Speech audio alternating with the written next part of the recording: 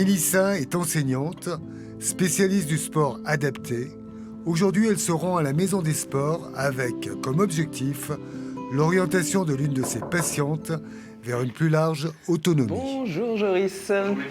J'ai une dame qui termine son programme avec moi au CHU, qui aimerait maintenant partir sur une activité extérieure qui sort du domaine médicalisé. Joris reste à l'écoute permanente des bénéficiaires. Son objectif vise à permettre aux personnes d'accéder à une pratique régulière de l'exercice. En clair, de décloisonner l'univers du sport et celui de la santé.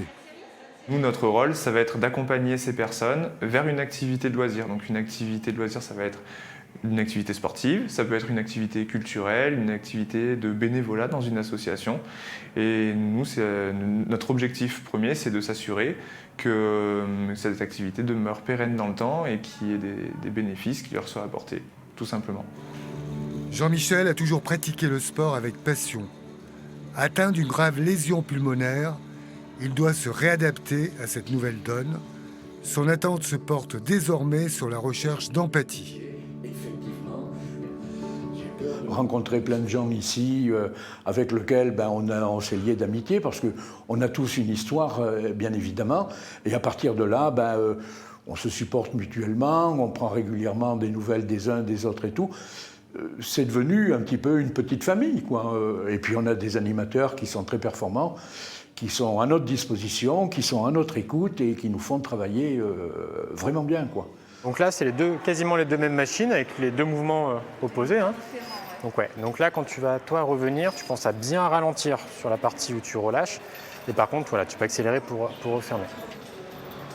Donc, principalement, on est souvent sur l'activité musculation, comme ce cycle ici avec les personnes. Donc on va les accompagner sur 12 semaines sur cette activité-là. On va de temps en temps essayer le judo aussi, adapté.